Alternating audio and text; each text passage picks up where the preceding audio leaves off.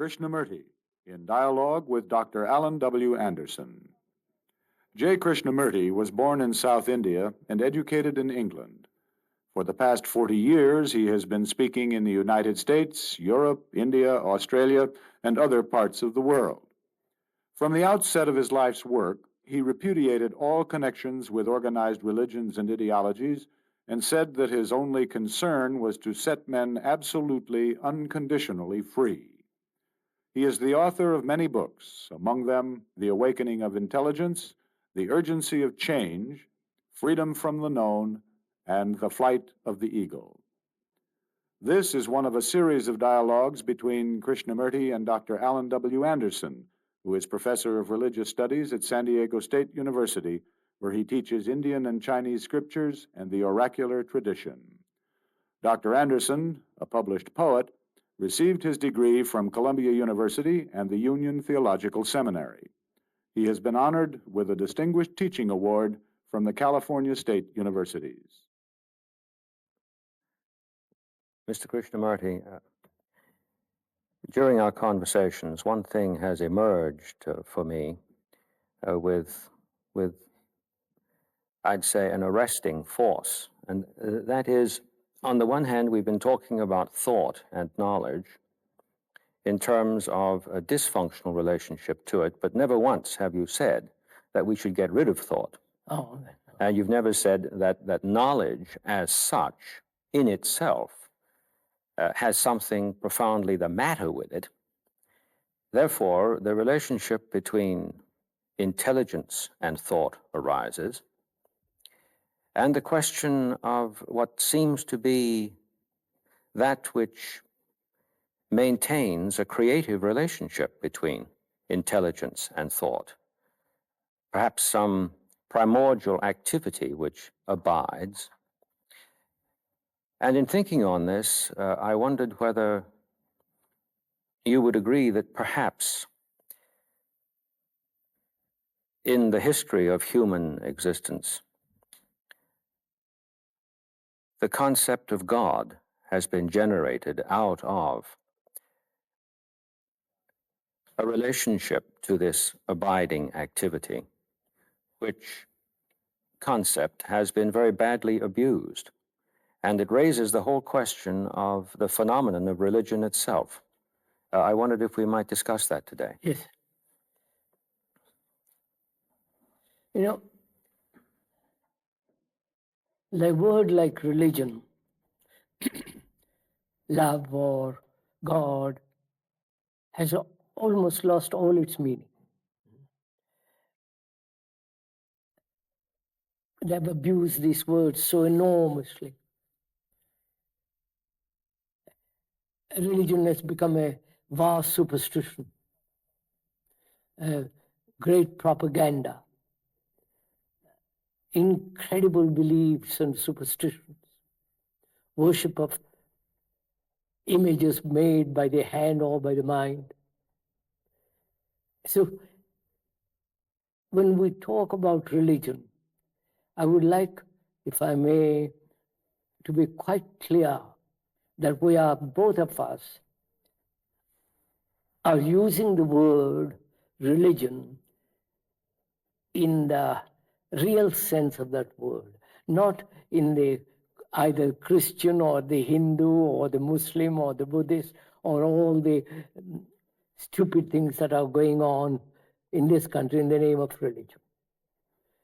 I think the word religion means gathering together all energy at all levels, physical, moral, spiritual, at all levels, gathering all this energy which will bring about a great attention. And in that attention, there is no frontier. And then from there move. To me, that is the meaning of that word. The gathering of total energy to understand what thought cannot possibly capture. Thought is never new, never free, and therefore it's always conditional and fragmentary and so on, which we discussed. Mm-hmm. So religion is not a thing put together by thought or by fear or by the pursuit of satisfaction and pleasure, but something totally beyond all this, which isn't romanticism, speculative belief, or sentimentality. And I think if we could keep to that, to the meaning of that word, putting all aside all the superstitious nonsense that is going on in the world in the name of religion, which has become really quite a circus, however beautiful it is, then I think we could, from there, start, if you will, Yes. if you agree to the meaning of that word. I've been thinking as you've been speaking that in the biblical tradition, there are actual statements from the prophets which seem to point to what you're saying. Such things come to mind as Isaiah's taking the part of the divine when he says, "My thoughts are not your thoughts, my ways not your ways. As high as the heavens are above the earth, so are my thoughts and your thoughts. So stop thinking about me in that sense, and don't try to find a means to me that you've contrived, since my ways are higher than your ways." And then I was thinking, while you were speaking, concerning this act of attention, this gathering together of all energies, of the whole man, the very simple, be still and know that I'm God. Be still. It's amazing when one thinks of the history of religion, how little attention has been paid to that as compared with ritual. But I think when we lost touch with nature, with the universe, with the clouds, lakes, birds, when we lost touch with all that, then the priests came in. Then all the superstition, fears, exploitation, all that began. The priest became the mediator between the human and the so-called divine. And I believe if you have read Rig Veda, or I was told about it because I don't read all this, that there, in the first Veda, there is no mention of God at all. There is only this worship of something immense, expressed in nature, in the earth, in the clouds, in the trees, in the beauty of vision. But that being very, very simple, the priest said, that's too simple. Let's mix it up. Let's mix it up. Let's confuse it a little bit. And then began. I believe this is traceable from the ancient Vedas to present time, where the priest became the interpreter, the mediator, the explainer, the exploiter, the man who said, this is right, this is wrong, you must believe this, or you'll go to perdition, and so on, so on, so on.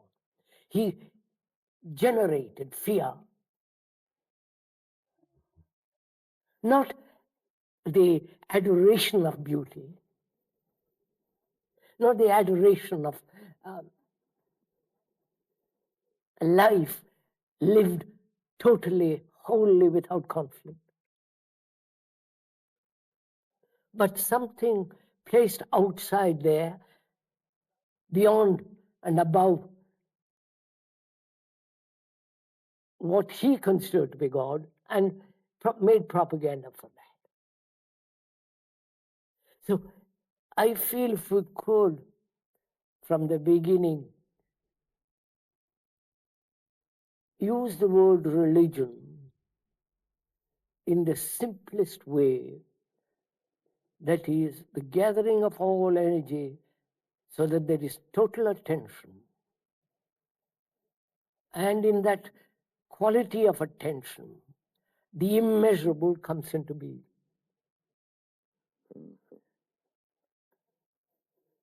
Because as we said the other day, the measurable is the mechanical. Yes. Yes. Which the West has cultivated, made marvelous, technologically, physically, medicine, science, biology, and so on,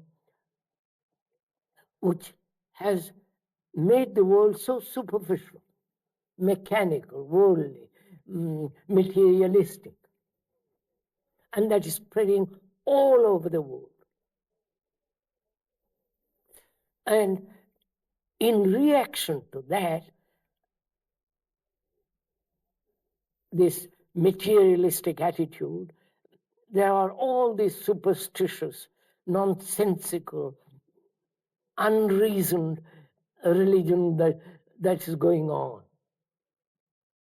I don't know if you saw the other day the absurdity of these gurus coming from India and teaching the West how to meditate, how to hold breath, how they say, I'm God, worship me, and falling there.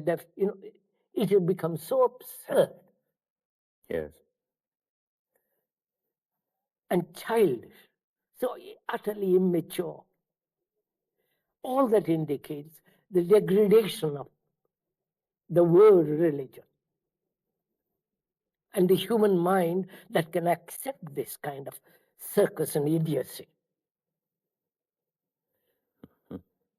Now, yes, no, please, go ahead. I was thinking of a remark of Sri Aurobindo's in a study that he made of the Veda, where he traced its decline in this sentence. He said it issues as language from sages, then it falls to the priests, and then after the priests it falls to the scholars or the academicians.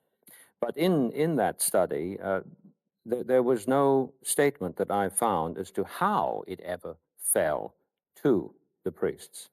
And I was wondering whether... I think that's fairly simple, sir. Yes, please. I think that's fairly simple, how the priest got hold of the whole business. Because a man is so concerned with his own petty little affairs, petty little desires and ambitions, superficiality. He wants something little more. He wants little more romantic, little more sentimental, more something other than the daily beastly routine of living. So he looks somewhere and the priest says, hey, come over here, I've got the goods. I think it's very simple how the priests have come in. It is, you see it in India, you see it in the West, you see it everywhere where man begins to be concerned with daily living, the daily operation of bread and butter and house and all the rest of it. He demands something more than that. He says, after all, I'll die, but there must be something more. So fundamentally, it's a matter of securing for himself some heavenly grace. Some heavenly grace that will preserve him against falling into this mournful round of coming to be and passing away. Yes. Thinking of the past on the one hand, anticipating the future on the other. You're saying he falls out of the present now. Yes, that's right. I understand. So if we could keep to that meaning of that word, religion, then from there, the question arises, can the mind be so attentive in the total sense that the unnameable comes into being? You see, personally, I've never read any of these things, Vedas, Bhagavad Gita, Upanishads, all the rest of it, or any philosophy. But I questioned everything. Yes. Not questioned only, but observed. And one sees the absolute necessity of a mind that's completely quiet. Mm-hmm. Because it's only out of quietness you perceive what is happening. If I'm chattering, I won't listen to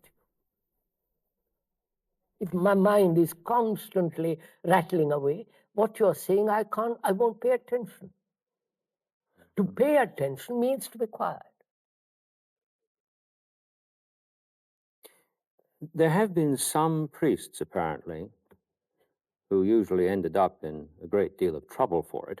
There have been some priests who had, it seems, a grasp of this. I was thinking of Meister Eckhart's remark that whoever is able to read the book of nature doesn't need any scriptures at all. At all. That's just it. Of course, he ended up in very great trouble.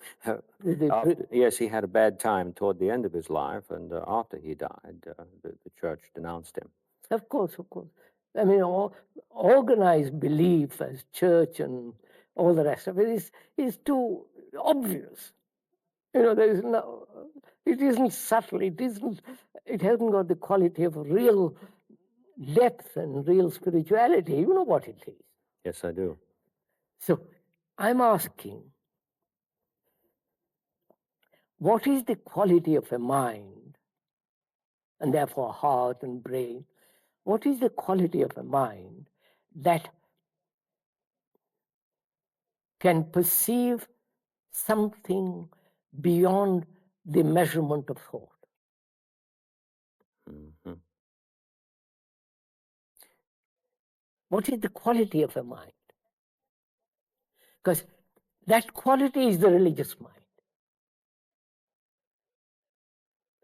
Mm-hmm. That quality of a mind that is capable, that has this feeling of being sacred in itself, and therefore is capable of seeing something immeasurably sacred.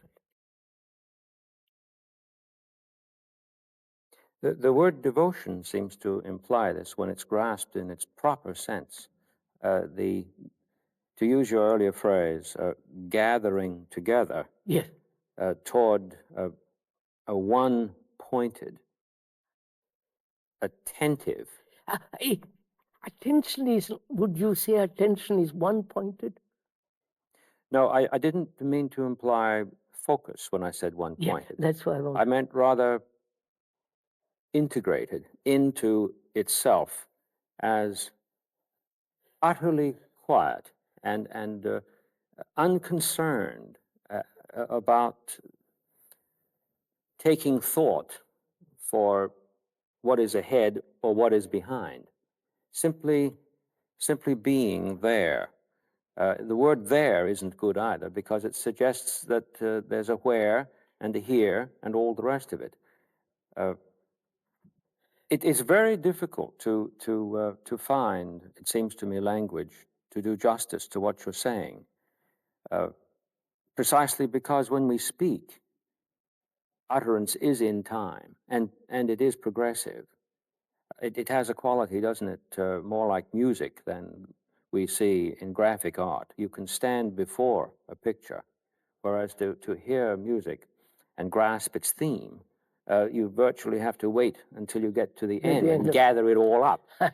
Right. And with language, you have the same difficulty. No, I think so, won't you? When we are inquiring into this problem, what is the nature and the structure of a mind,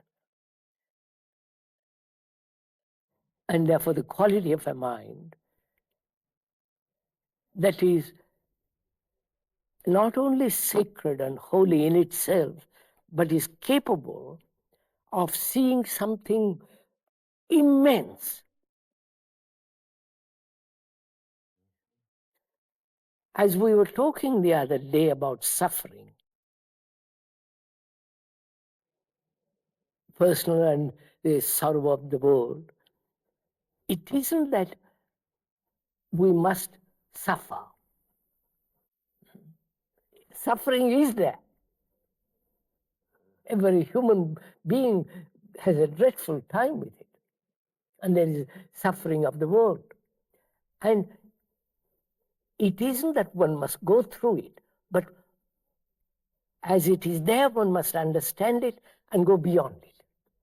And that's one of the qualities of a religious mind, in the sense we are using that word, that is incapable of suffering.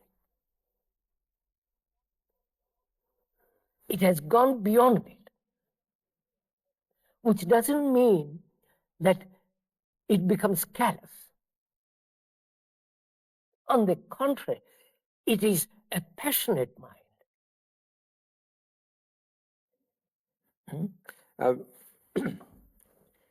One of the things that I have thought much about during our conversations is language itself. On the one hand, we say, such a mind, as you've been describing, is one that is present to suffering. It does nothing to push it away, on the one hand. And yet, it is somehow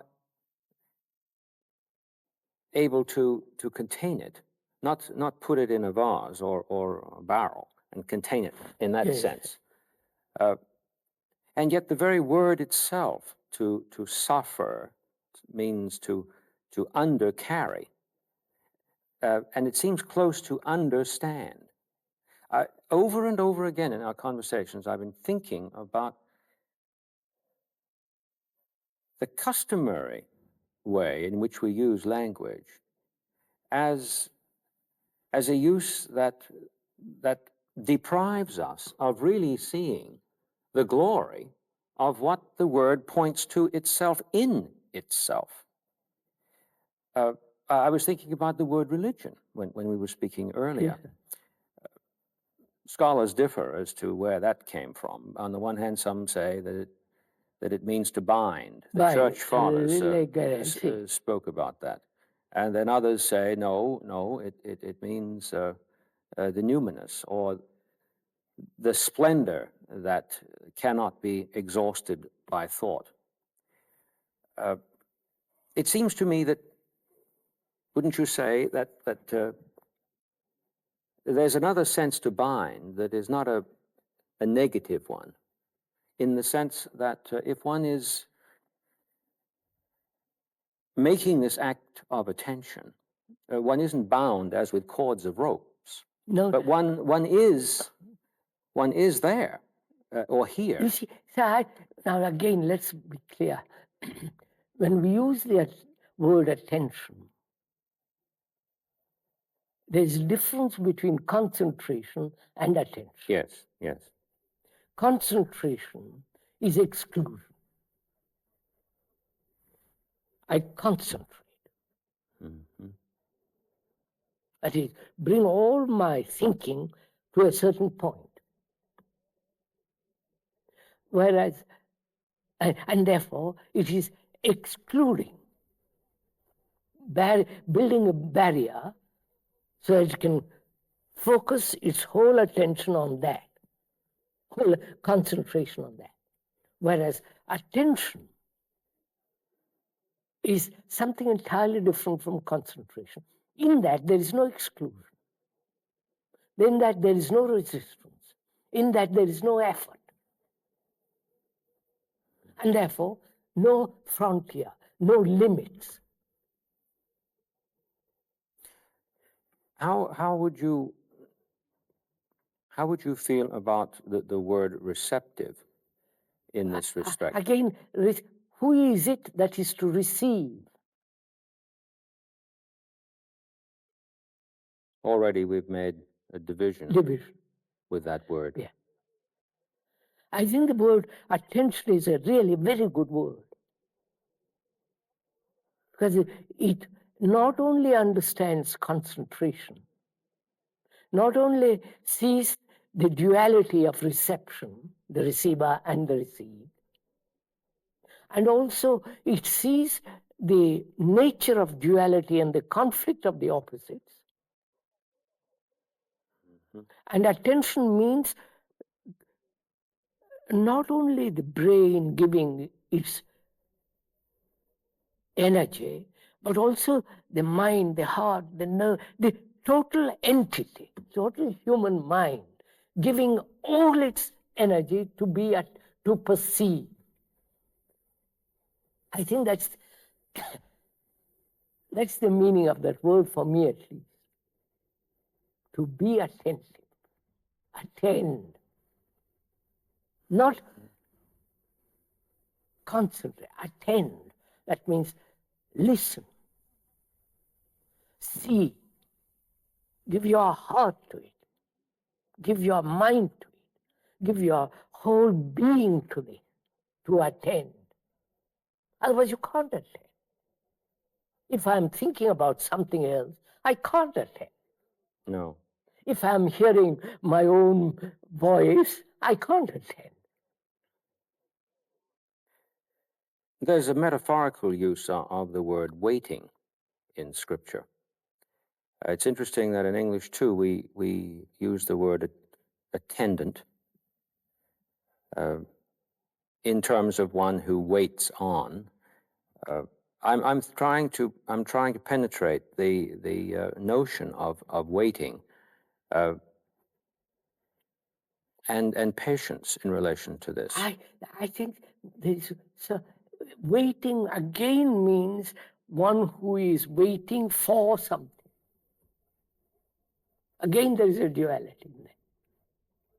And when you wait, you are expecting.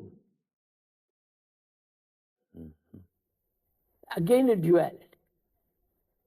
One who is waiting, about to receive.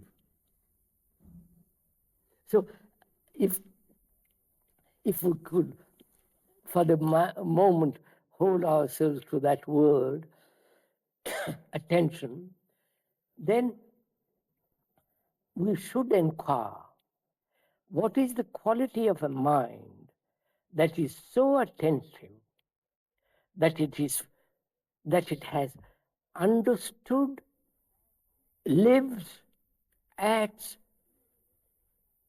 in relationship and responsibility as behavior, and has no fear psychologically in that we talked about, and therefore understands the movement of pleasure. Then we come to the point, what is such a mind? I think it would be worthwhile if we could discuss the nature of hurt. Of hurt. Yes. Why human beings are hurt. All people are hurt. You mean both the physical and the psychological? Psychological, especially. Especially the psychological level, yes. Mm-hmm. Physically, we can tolerate it. Yes. We can bear up with a pain and say, well, I won't let it interfere with my thinking. I won't let it corrode my psychological quality of mind. I can watch over it. Mind can watch over that. But the psychological hurts are much more important and difficult to grapple with and understand. Yes, yes, yes. I think it is necessary because a mind that is hurt is not an innocent mind. Mm-hmm. The very word in innocent comes from nuocere, not to hurt. A mind that is incapable of being hurt. And there's a great beauty in that. Yes, there is. Mm-hmm. It's a marvelous it's a marvelous word. We have usually used it to indicate a lack of something. I know. Yes, and there it's turned on its upside down again. And Yes. Christians have made it such an absurd thing of it. Yes, I understand that. So I think we ought to, in discussing religion, we ought to inquire very, very deeply the nature of hurt. Because if a mind that is not hurt is an innocent mind, and you need this quality of innocence to be so totally attentive.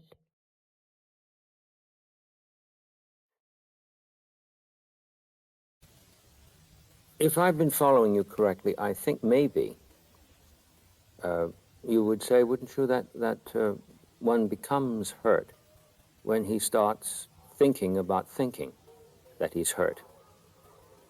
Look, it's much deeper than that, isn't it? From childhood, the parents compare the child with another child. But that's when that thought arises. There it is. When you compare, you are hurting. Yes. No, we say, but we do it. Oh, yes, of course, we do it. Therefore, is it possible to live an educated child without comparison, without imitation?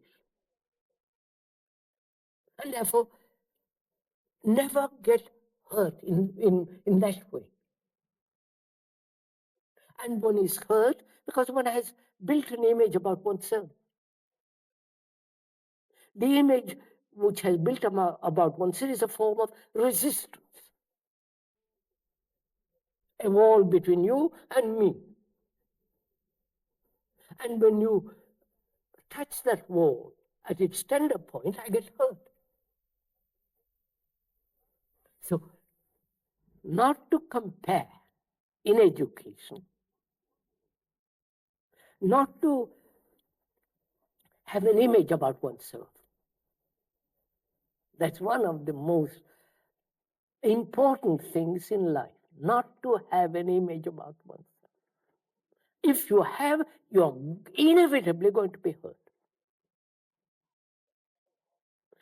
Suppose one has an image that one is very good, or that one should be a great success, or that one has great capacities, gifts, and the images that one builds. Inevitably, you're going to come and prick it. Inevitably, accidents and incidents happen that's going to break that, and one gets hurt. Doesn't this raise the question of name, the use of name? Name, form. The child is given a name. The child identifies himself with a name. Yes, I can identify the child can identify itself, but without the image, just a name. Brown. Mr. Brown.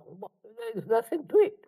But the moment he builds an image that Mr. Brown is socially, morally different, superior or inferior, if ancient or comes from a very old family, belongs to a certain higher class, aristocracy.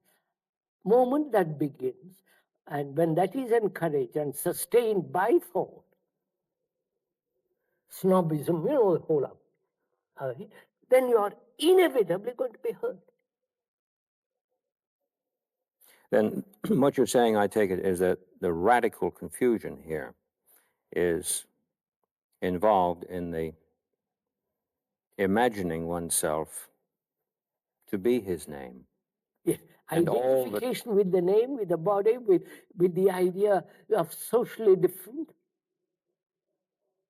That your parents, your grandparents were lords or this or that, you know, the whole snobism of England and all that. Mhm. And different kind of snobism in this country.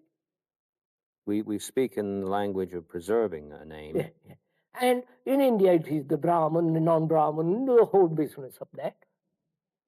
So, through education, through tradition, through propaganda, we have built an image about ourselves. Is there a relation here in terms of religion, would you say, to the refusal, for instance, in the Hebraic tradition, to pronounce the name of The God? name. The word is not the thing anyhow. Yes. So you can pronounce it or not pronounce it. No, if you know the word is never the thing, the description is never the described, then it doesn't matter. No, well, one of the reasons I've always been, over the years, deeply drawn to the study of the roots of words is simply because, for the most part, they point to The something direction, very yeah. concrete. Very. It's either a thing Yes. or it's a gesture. More often than not, it's some act. Quite. Some act. When I used the phrase thinking about thinking before, I should have been more careful of my words and referred to mulling over the image, which would have been a much better way to put it, wouldn't it? Yeah. Yes. So, yes. can a child be educated never to get hurt? And I have heard professors, scholars say, child must be hurt in order to live in the world. Mm. And when I asked him, do you want your child to be hurt? He kept absolutely quiet. He was just talking theoretically. Now,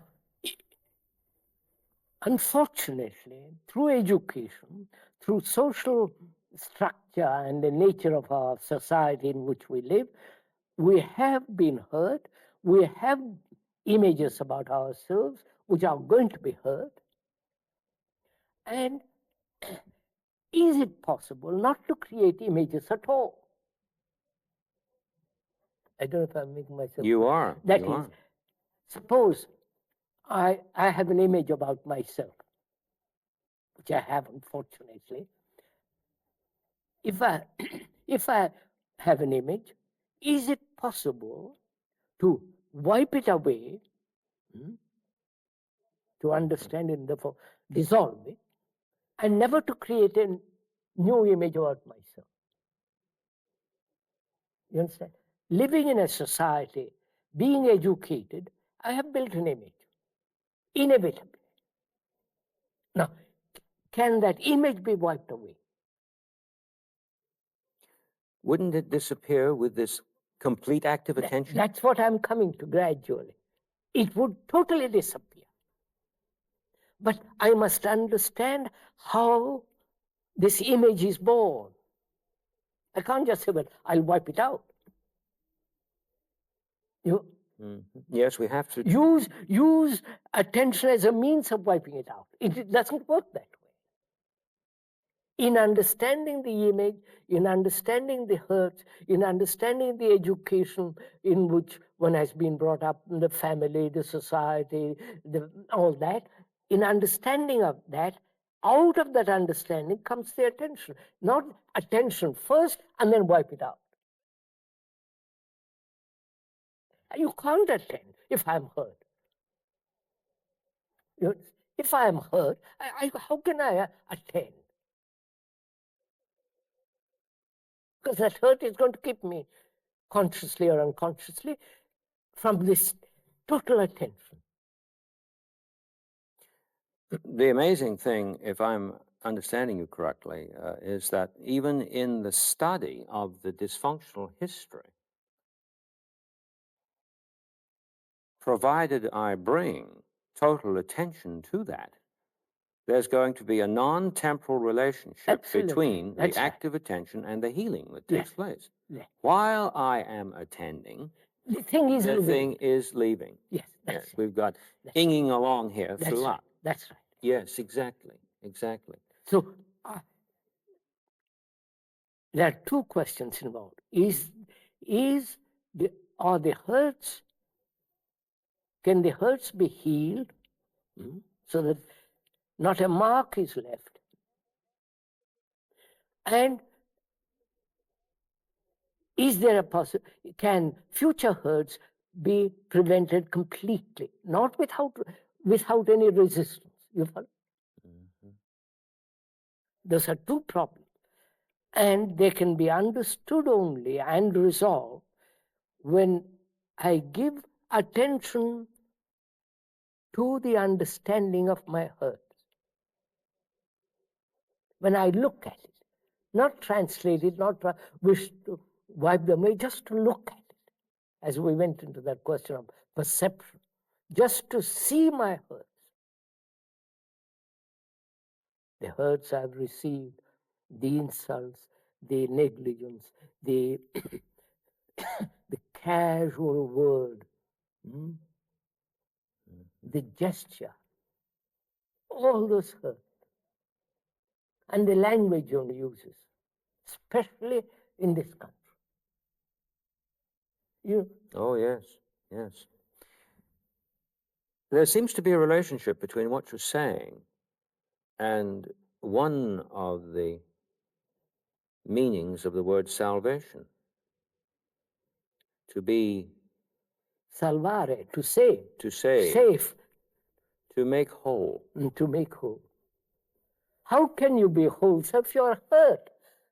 Impossible. Therefore, it is tremendously important to understand this question. Yes, it is. But I'm thinking of a child who comes to school who's already got a freight car filled with hurts. Hurts. We're not dealing with a little one in the crib now. We're already Already hurt. Already hurt, and hurt because it's hurt, and it multiplies endlessly, doesn't it? From that hurt, he's violent. Yes. From that hurt, he's frightened and therefore withdrawing. From that hurt, he will do neurotic things. From that hurt, he will accept anything that gives him safety. God, his idea of God is a God who will never hurt.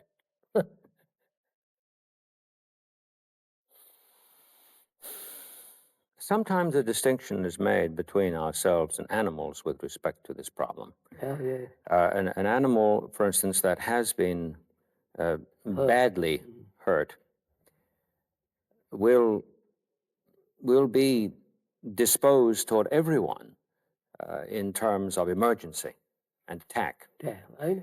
But over a period of time, it might take 3-4 years, if the animal is loved. And so, sir, you see, you said love. We haven't got that. No. I mean, the parents haven't got love for their children. They may talk about love. Because the moment they compare the younger to the older, they have hurt the child. Yes. Your father was so clever. You are such a stupid boy. There you began. In schools, when they give you marks, it's a hurt, not marks. It's a deliberate hurt. And that is stored. And from that, there is violence, there is every kind of aggression, all that takes place. So how can a mind cannot be made whole or is whole unless this is understood very, very deeply. Mhm. The question that I had in mind before regarding what we've been saying is that this animal, if loved, will, provided we're not dealing with brain damage or something, Of course. will, in time, love in return. But the thought is that with the human person, love cannot be, in that sense, coerced. It isn't that one would coerce the animal to love, but that the animal, because innocent, does, in time, simply respond, accept. But then a human person is doing something we don't think the animal is. No, the human being is being hurt and is hurting all the time. Exactly. While he's mulling over his hurt, then he's likely to misinterpret the very act of generosity and love that is made toward him. So we are involved in something very frightful here. By the time the child comes into school, he's 7 years old. He's already gone, finished, torture. It's big. That is the tragedy of it. So that's what I mean. Yes, I know. And when you ask the question, as you have, is there a way to educate the child so that the child is never hurt? That is part of education. That's part of culture. Civilization is hurting. So look, you see this everywhere, all over the world. This constant comparison, constant imitation, constant saying, you are that, I must be like you. I must be like Krishna, like Buddha, like Jesus. You follow? That's a hurt. Religions have hurt people. The child is born to a hurt parent, and sent to a school where it is taught by a hurt teacher. Now you're asking, is there a way to educate this child so that the child recovers innocence? It is possible, sir. Yes, please. That is, when the teacher realizes, when the educator realizes he is hurt and the child is hurt, is aware of his hurt and is aware also the child's hurt, then the relationship changes. Then he will, in the very act of teaching, whatever mathematics, whatever it is, he is not only freeing himself from his hurt, but also helping the child to be free of his hurt. After all, that is education. To see that I, who am the teacher, I am hurt. I've gone through agonies of hurt. And I want to help that child not to be hurt. And he has come to the school being hurt. So I say, all right, we both are hurt, my friends. Let us see. Let's wipe it, help each other to wipe it out. That is the act of love.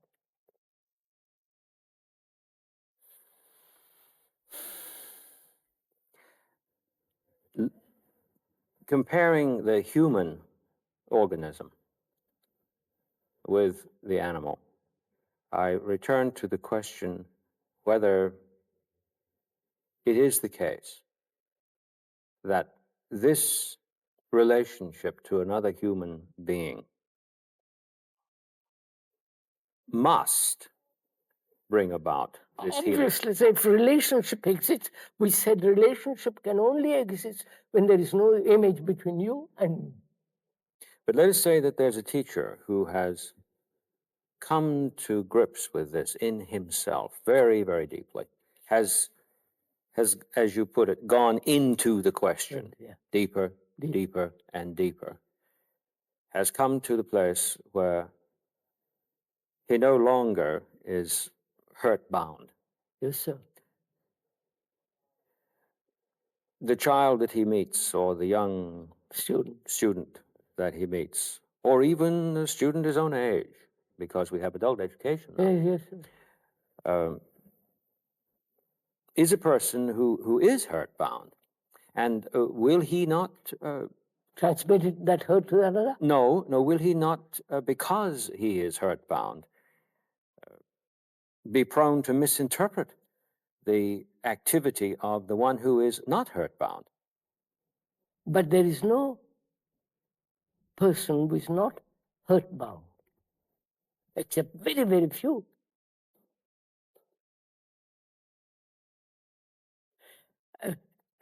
Look, lots of things have happened to me personally. I've never been hurt. I say this in all humility, in a real sense. I don't know what it means to be hurt. Things have happened to me. People have done every kind of thing to me. Praised me, flattered me, kicked me around, everything. It is possible. And as a teacher, as an educator, to see the child, and it is my responsibility as educator to see he's never hurt. Not just teach some beastly subject. This is far more important. I think I have some grasp of what you're talking about. I don't think I could ever, in my wildest dreams, say that I have never been hurt. Though I do have difficulty, and have since a child, I've even been taken to task for it, dwelling on it.